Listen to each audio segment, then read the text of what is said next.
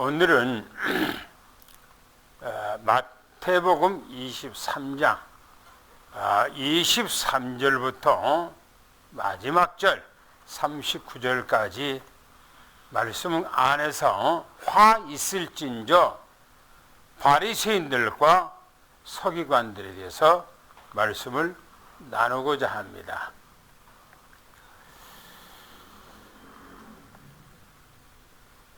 성경은 전체에 장마다 독특한 어떤 내용을 담고 있어요.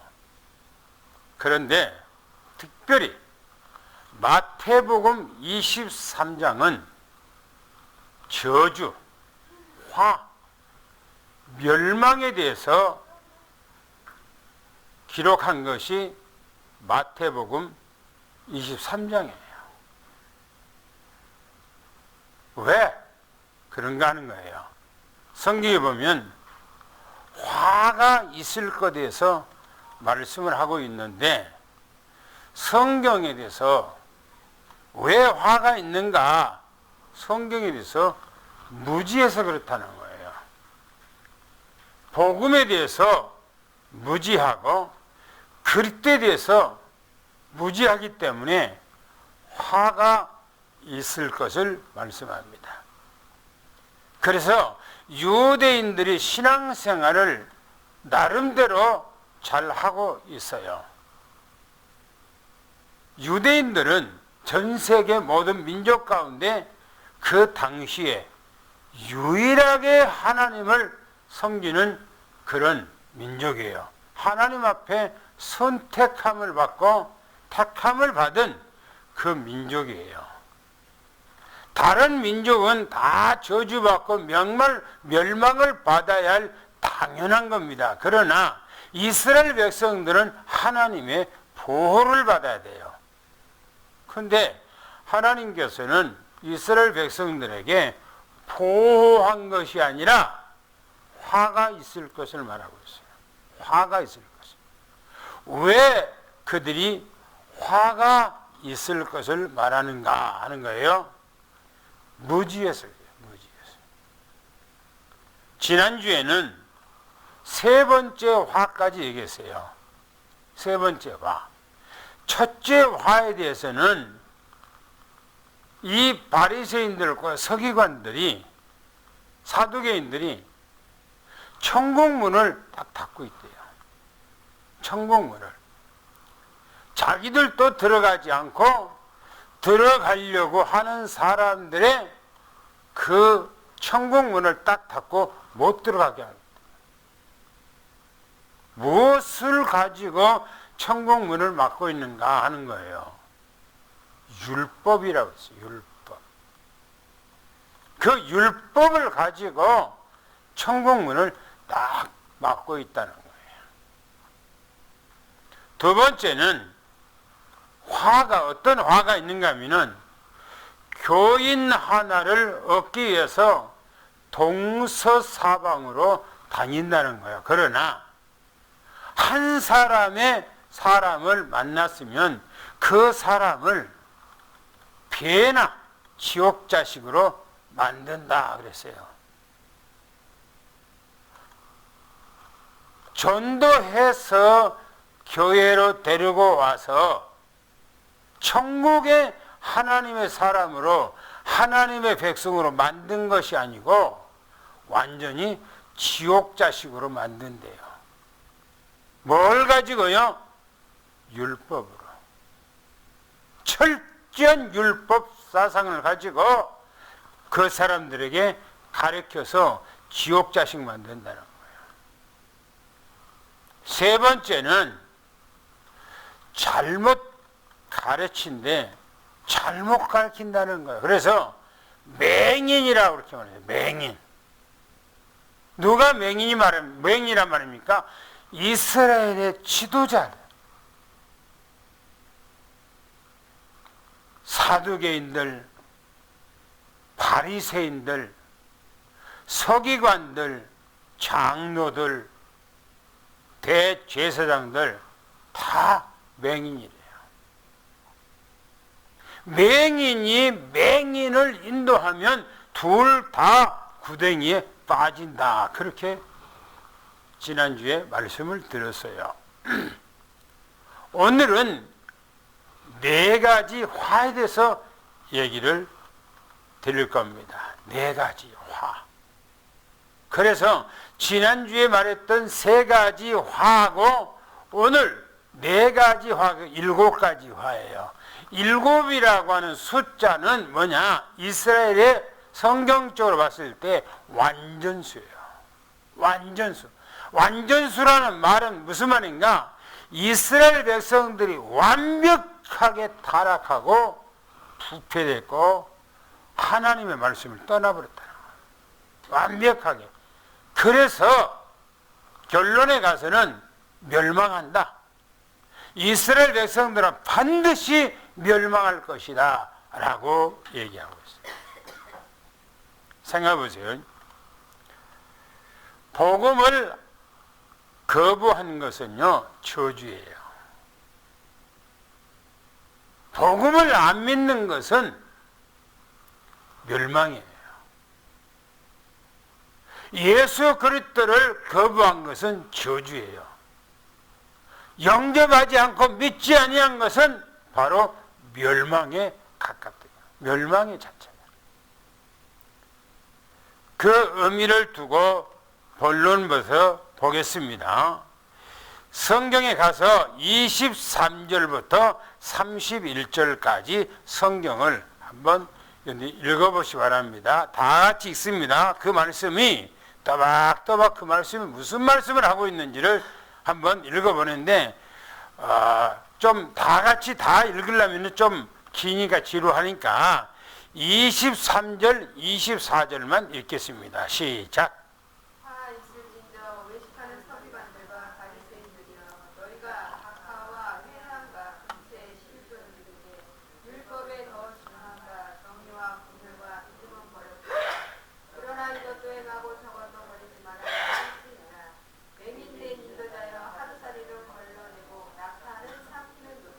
예.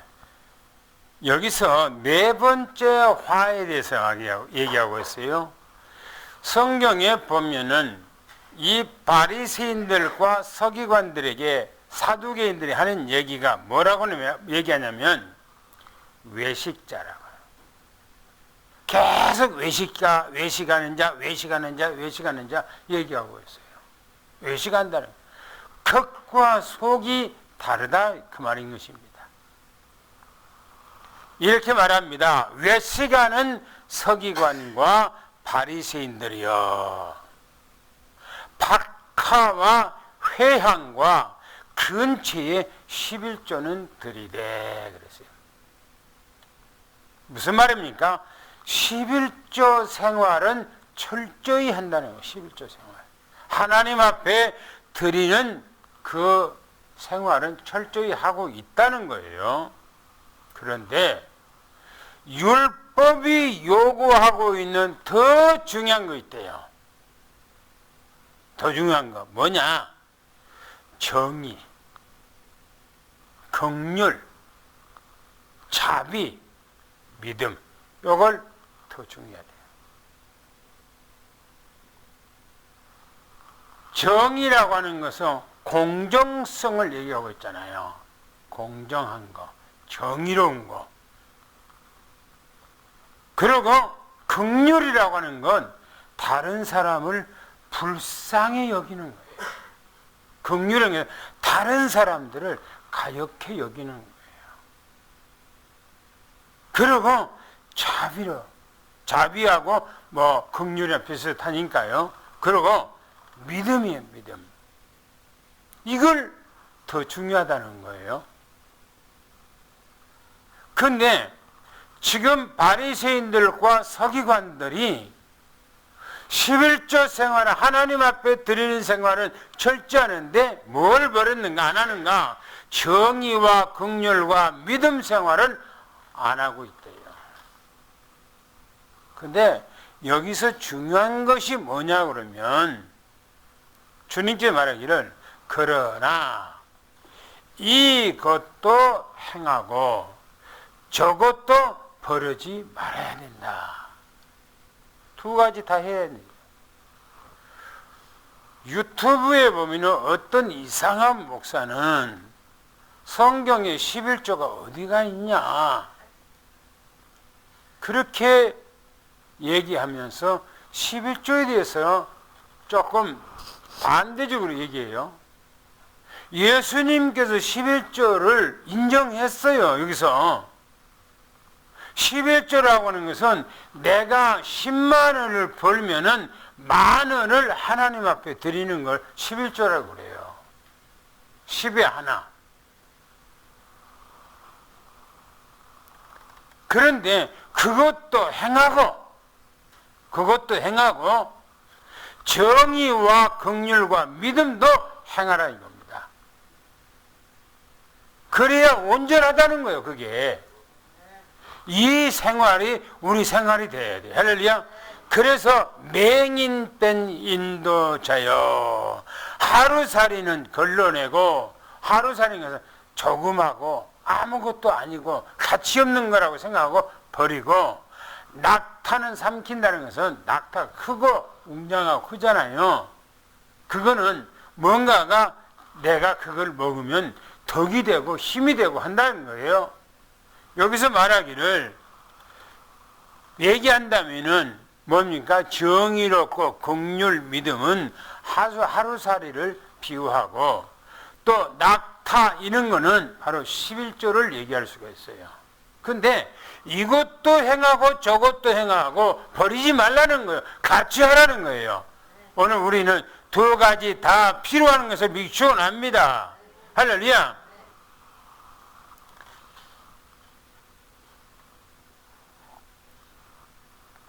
두 번째 또 봅시다. 다섯 번째 화에 대해서 보겠습니다. 25절부터 26절까지 한번 또 읽어보겠습니다. 뭐라고 했는가요? 시작. 다 있을진저 외식하는 서기관들과 바리새인들이여, 잔과 대접의 겉을 깨끗이 하되 그 안에는 탐욕과 방탕으로 가득하는도다. 눈먼 바리새인이여, 너는 먼저 안을 깨끗이 하라. 그리하면 겉도 깨끗하리라. 이건 전형적 바리새적인 외식하는 모습이에요. 그렇죠? 보세요. 외식하는 서기관과 바리새인들이요, 잔과 대접의 겉은 깨끗해요. 우리가 그릇은 안에는 안 닦고 비벼 먹고 양념했고 안은 안 닦고 겉에만 닦는다는 거예요. 겉에만. 그러면서 뭐랍니까? 이렇게 말해요. 잔과 대접 겉은 깨끗하게 하되, 그런데 그 안에는 탐욕과 방탕이 가득하도다. 더럽다는 거예요. 이거는 그릇을 말하는 것이 아니에요. 사람의 마음을 얘기하는 거예요. 겉으로는 메이커로 포장을 하고 세상에 아주 좋은 것으로 뭡니까? 메이크업을 해서 자기를 다 포장하는 거예요. 그런데 그 속에, 그 마음 속은 뭡니까? 탐욕과, 그죠? 또 방탕한 것으로 가득하다. 이건 오늘날의 사람들을 비유할 수도 있어요. 세상에 돈이 있으면은 오만 것 가지고 자기를 포장할 수 있어요. 그런데 속에는 깨끗하게 닦는 것이 아니고 탐심으로, 탐욕으로 가득 들었다는 거예요. 사람의 탐욕은요, 그칠 줄 모르는 거예요. 만약에 내가 돈이 없을 때 1억만 있으면은 참 좋겠다 라고 하는데, 1억을 내 손에다가 딱 쥐어놓으면은 1억 아무것도 아니에요. 아무것도 아니에요.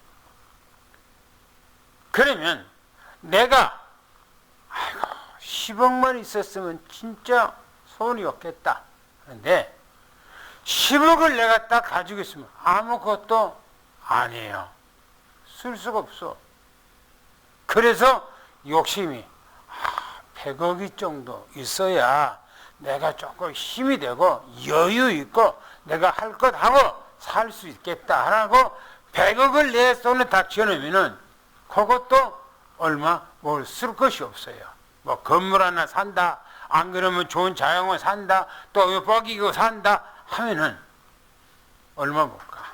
그것도 욕심이라고 하는 건 한이 없어. 그래서 성경이 말하기를 세상 것을 먹고 마시고 하는 것은 바닷물을 먹는 거하고 같다 그랬어요.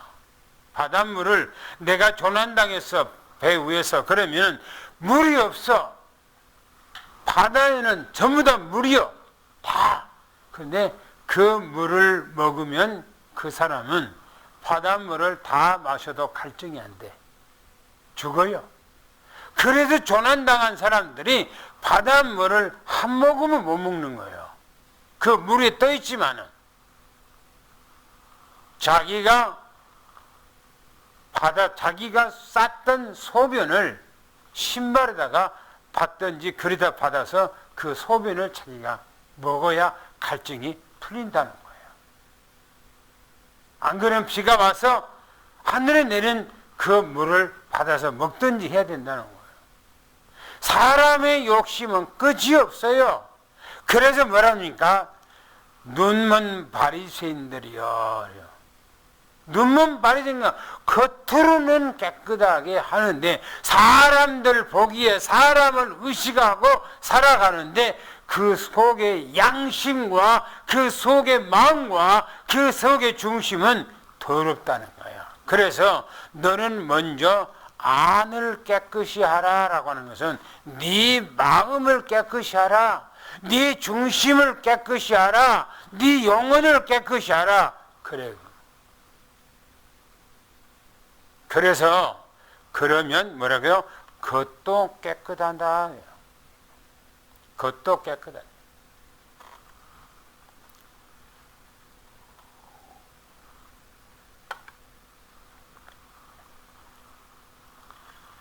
지난번에 우리나라에 기아 자동차 회장하고 삼성의 이건희 그 이재용 회장하고 치킨집에서 치킨을 먹었던 미국의 유명한 어마어마한 부자와 같이 치킨집에서 우리 한국 치킨집에서 치킨을 먹었죠. 맥주하고. 그런데 미국의 그 회장은 사시사철 뭐냐?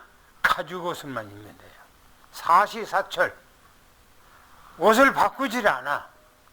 그 하나만 가지고 입는가? 여러 벌 있겠죠. 그런데 그 사람이 하는 이거 다른 옷을 입을 수 있는 시간이 없다는 거예요. 바빠서. 그래서 자기는 사철 가죽 옷만 입는다라고 하더라고요. 그 사람의 가죽 옷을 입는다 할지라도 사람이 흉보겠어요. 왜?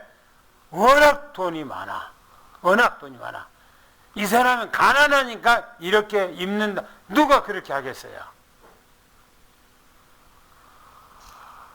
우리는 겉이 중요한 것이 아니고 속이 중요한 거예요.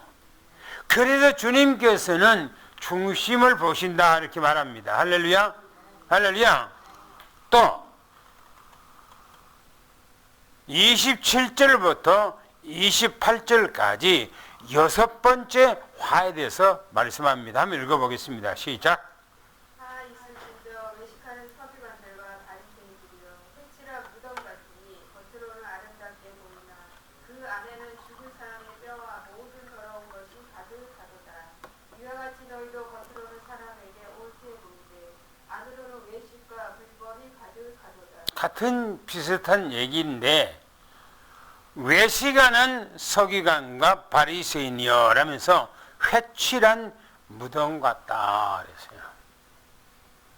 무덤을 세멘트로 발라서 세멘트로 아주 매끄럽게 하고 그 위에다가 하얀 페인트로 칠해서 깔끔하게 보인다는 거예요. 깨끗하고 정결하게 보인다는 거예요. 그런데 예수님께 말하기를 겉으로는 아름답게 보인다 이거예요. 그러니까 좋은 것으로 미장을 하고 표장을 하고 어떤 다른 세상 것에 제일 좋은 것으로 자기를 그렇게 가발을 했는데 속에는 더럽다는 거예요. 그 안에는, 그 무덤 안에는 죽은 사람의 뼈, 그쵸? 그리고 그 죽은 사람 안에, 그 무덤 안에는 더러운 것으로 가득하다. 사람의 마음이 얼마나 더럽고 추악한지 몰라요. 아무리 얼굴에다가 화장을 하고 세상에 중요한 메이크업까지 하고 또 머리를 이쁘게 하고 아니 세상에 가서 좋은 옷을 다 입는다 할지라도 그 마음속에 뭐가 들었냐 이거요. 어떤 생각을 하고 살아가냐는 거예요. 주님께서 말합니다. 이와 같이 너희도 겉으로는 사람에게 옳게 보이려고. 사람을 의식한다는 거예요. 사람을 너무너무나 많이 의식한다는 거예요. 그리고 안으로는 외식하고 불법이 가득하대요. 더러운 것이 몸속에, 마음속에는 가득하대요. 주님께서 그들의 마음을 들여다보는 거예요. 그들의 생각을 들여다보는 거예요. 그들의 중심을 보는 거예요. 우리 주님께서는 외모를 보지 않습니다. 하나님은 우리 외모를 안 봐요. 우리 속을 본 겁니다. 또 마지막에 7번째를 보겠습니다. 29절부터 31절까지 한번 보겠습니다. 다 같이 읽습니다. 시작. 하 있을진저 외식하는 서기관들과 바리새인들이여 너희는 선지자들의 무덤을 만들고 의인들의 비석을 꾸미며 이르되 만일 우리가 조사할 때에 있었더라면 우리는 그들이 선지자의 피를 흘리는데 참여하지 아니하였으리라 하니 그러면 너희가 선지자를 죽인 자의 자손임을 스스로 증명하리로다. 저도 이런 생각을 많이 했고 이런 말을 했어요. 성경을 읽으면서 왜 유대인들은 그렇게 악할까? 하나님의 사랑을 듬뿍 받고 하나님께서 매일처럼 은혜를 주는데 왜 이 은혜를 못 깨달을까? 광야에 갈 때 하나님께서 매일처럼 만나를 주고 밤에는 불기둥으로 낮에는 구름기둥으로 그들을 인도하는데도 불구하고 그들은 눈만 뜨고 생각하면 하나님 앞에 범죄를 해요. 왜 그럴까 하는 거예요. 그래서 나는 그런 생각을 했어. 내가 만약에 그 당시에 살았다면 절대 나는 이스라엘 사람처럼 그렇게 안 살 것이다. 그런 생각을 해요. 근데 성경에 그 말을 하고 있어요, 지금요. 성경이 뭐라고 합니까? 화 있을진저 예시가는 서기관과 바리새인이여 너희는 선지자의 무덤을 만들고 그랬어요. 선지자. 여기서 말하고 있는 선지자의 무덤을 만들었다는 것은 하나님께서 선지자를 보냈는데 선지자를 박해하고 선지자들을 두들고 패고 선지자를 죽인 사람들이요. 이스라엘 사람들이. 그런데 그 후손들이 그 선지자의 무덤을 새로 만들면서 하는 얘기라는 거예요. 또 의인의 비석을 꾸미며 말한다는 거예요. 하나님의 말씀대로 바르게 살려고 그러고 하나님의 말씀대로 살아가려고 애를 쓰는 그런 사람들을 오히려 저 사람 저렇게 고리타분한 사람 융통성이 저렇게도 없어. 사람 너무나 꽉 막혔어. 답답해. 하고 오히려 모멸감을 주고 오히려 핍박하고 조롱하고 한 거예요. 그래서 이 의인을 죽인 거예요. 이렇게 말합니다. 만일 우리가 조상 때에 살았더라면, 우리 조상들이 선지자를 죽이고 의인들을 그렇게 박해하고 죽이는 바로 그때 내가 살았다면, 그런 얘기예요. 나는 그들이 선지자의 피를 흘리는데 참여하지 아니했을 것이다. 좀 그렇게 해보세요.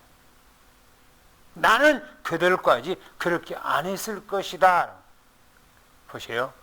예수님께서 그 말을 하고 있는 그들에게 예수님의 직격탄을 나르면서 말합니다. 너희가 선지자의 죽은 자의 자손임을 너가 스스로가 증명한다라고 말합니다. 오늘 우리는 지난주하고 오늘까지 7가지의 화에 대해서 말씀하는데 7가지 화만 있습니까?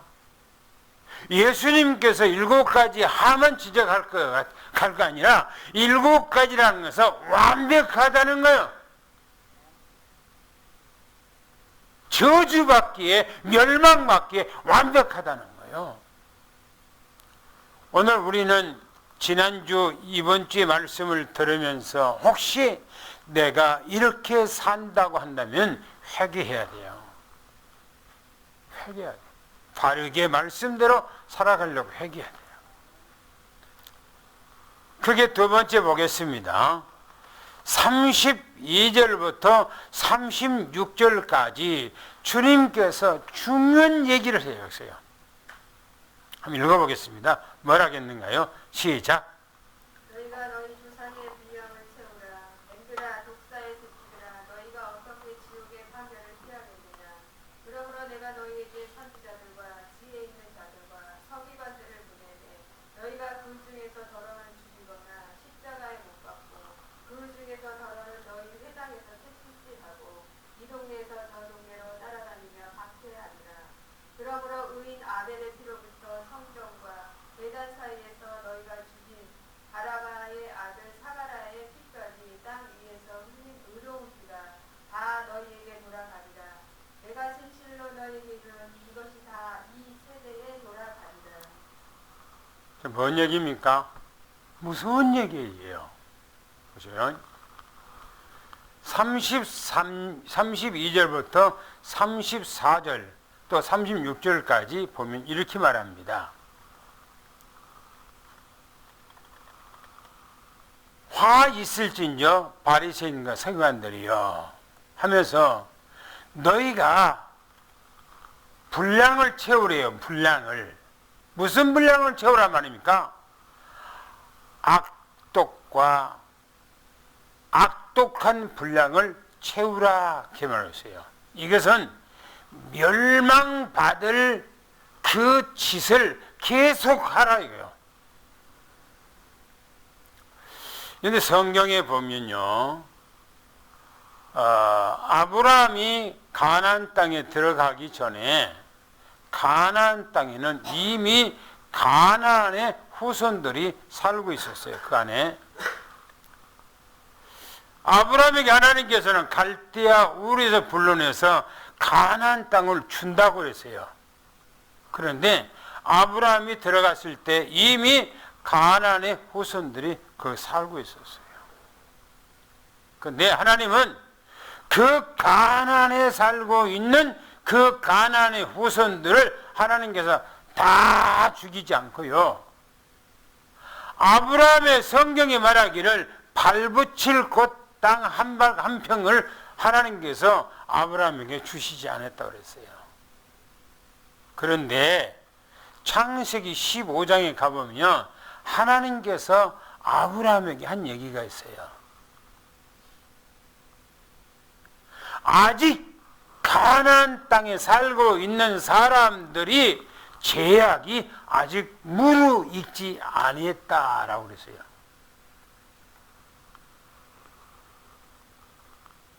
그들이 멸망하기까지 제약이 아직 안 찼다는 거예요. 그래서 아브라함에게 그 땅을 아직 안 준 거예요. 그리고 이스라엘 백성들이 저 에집트에 가서 400년 동안을 살다가 올라올 때 한 얘기입니다. 신명기서에 가보면 그렇게 말하고 있어요. 이스라엘 백성들에게 너희들이 내가 말하는 말씀을 잘 지키고 너희들이 의롭게 생활해서 내가 너희들에게 가나안 땅을 준 것이 아니다. 너희 조상들하고 약속했기 때문에 이 가나안 땅을 준 거다 라고 얘기해요. 그리고 가나안 땅에 들어가면은 가나안 땅에 살고 있는 사람이 죄가 이제는 무르익었대요. 그래서 가나안 땅에 들어가서 가나안 땅에 살고 있는 사람들을 한 사람도 남김없이 전부 다 멸절시켜버리라 그래요. 왜 멸절시켜요? 죄가 가득 찬 거예요. 죽음의 시간표가 가나안 땅의 사람들에게 이제 당한 거예요. 그게 보세요. 주님께서 말하기를 이스라엘 백성들에게도 똑같이 지금 얘기합니다. 독사의 새끼들 하면서 뱀들아 독사의 새끼들아 그래요. 아니 이스라엘을 하나님께서 전 세계 모든 민족 가운데 이스라엘 백성들을 택했단 말이에요. 그 사람들에게 하나님의 복음을 주고 언약을 주고 말씀을 줬어요. 그런데 예수님께서 뱀들아 독사의 새끼들아 그래요. 무슨 말입니까? 사단의 새끼들아 멸망의 새끼들아 그 말이에요. 너희가 어떻게 지옥의 판결을 피하겠느냐? 너희가 어떻게 멸망의 그 화신이 너희를 피해 가겠냐? 지금 그런 얘기입니다. 내가 너희에게 선지자들과 지혜 있는 자들과 서기관들을 보내매 너희가 그들 중에 더러는 죽이고 십자가에 못 박고 그 중에 더러는 회당에 책찍질하고 이 동네에서 저 동네로 따라다니면서 박해하리라. 그대로 됐죠. 그대로. 사도 바울이 복음을 전가하고 다니면은 사도 바울을 쫓아다니면서 박해하고 사도 바울에게 고통을 주고 있어요. 나중에는 사도 바울을 죽여버렸죠.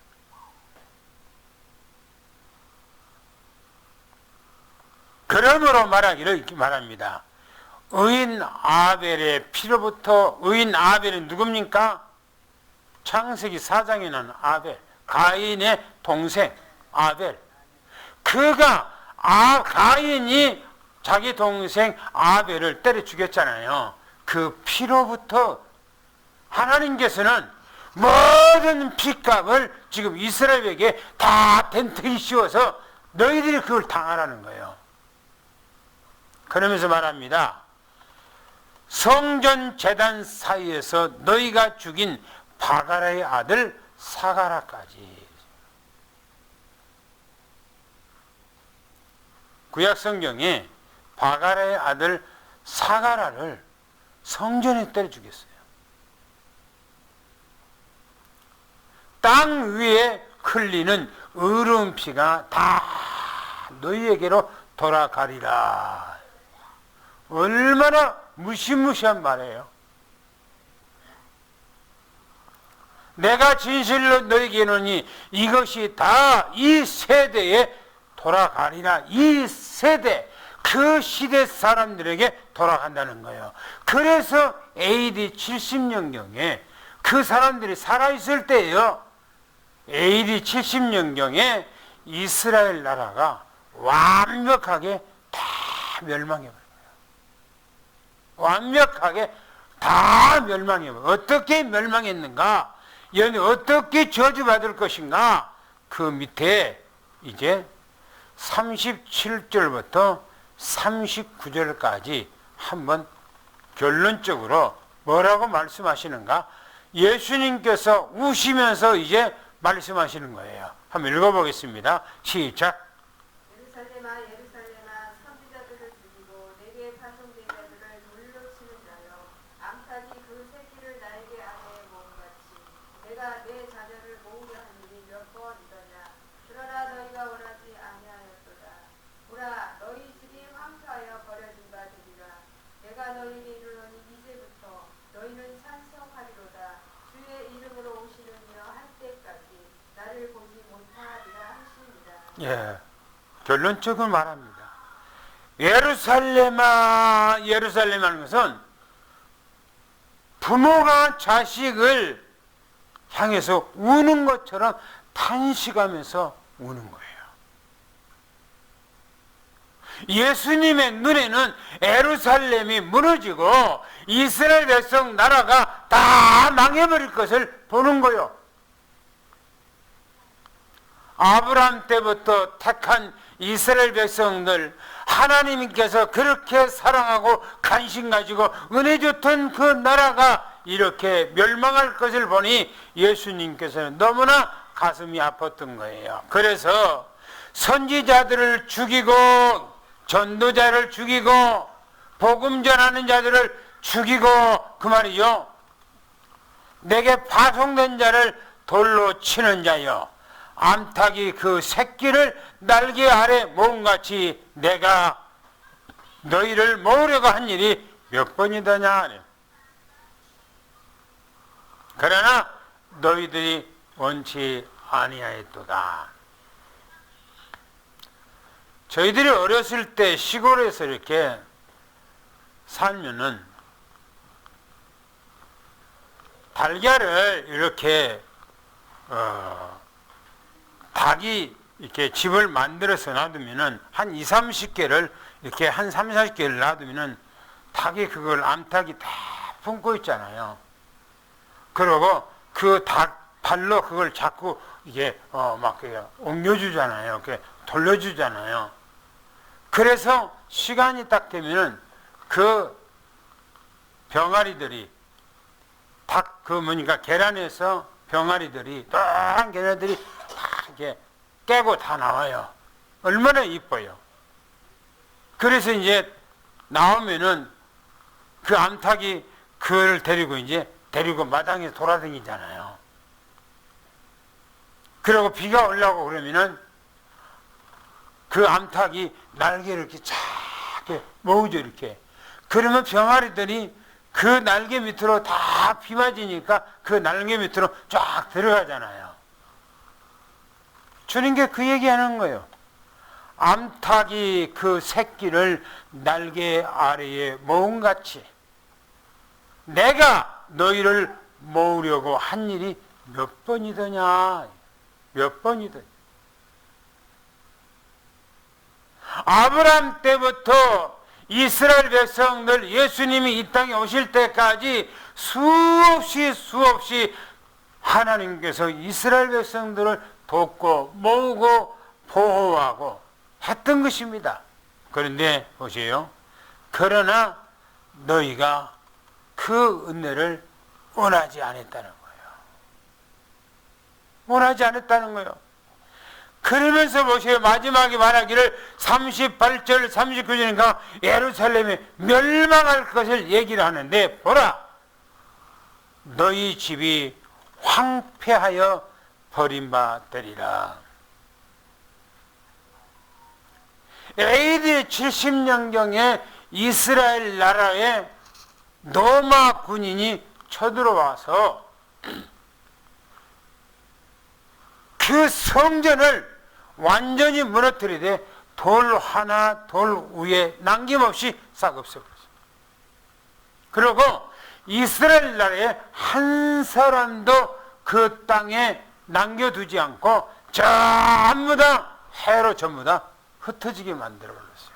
그리고 유럽으로 데려와서 괴 돼지보다 더 못하게 비참하게 2000년 동안을 살게 만들었어요.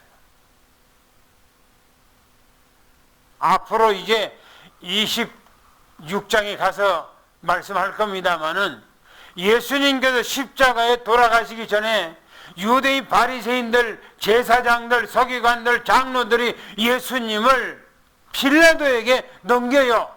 빌라도가 예수님의 죄를 찾지만 죄가 없다는 것을 인정을 해요. 너희들은 뭔 죄 때문에 이 사람을 죽이려고 하냐? 유대인들이요, 십자가에 못 박아 죽이소서, 십자가에 못 박아 죽이소서, 십자가에 죽이소서라고요. 빌라도가 물을 가져와서 손을 씻으면서 나는 이 사람의 피에 대해서 나는 손 씻고 나는 깨끗하다 하니까 너희들이 이 사람이 죽인 죄에 대해서 너희들이 당하라 라고요. 그러니까 제사장, 서기관, 장로, 바리새인들, 사두개인들이 하는 얘기입니다. 그 피에 대해서, 예수 죽인 그 피에 대해서는 우리와 우리 후손들에게 당할 겁니다. 우리와 우리 후손들에게 돌리소서리요. 여러분들 그 죄가 얼마나 큰지 이스라엘 백성들은 멸망하고, 여러분들이 독일의 히틀러를 통해서 600만이나 이스라엘 백성들을 죽였어요. 비참하게. 우리는 복음이 최고예요. 예수 그리스도가 최고예요. 할렐루야. 예수 그리스도 없으면 우리는 가치가 없는 겁니다. 우리는 말씀대로 오직 주만 바라보는 그런 믿음으로 승리하기를 예수는 축원합니다. 할렐루야.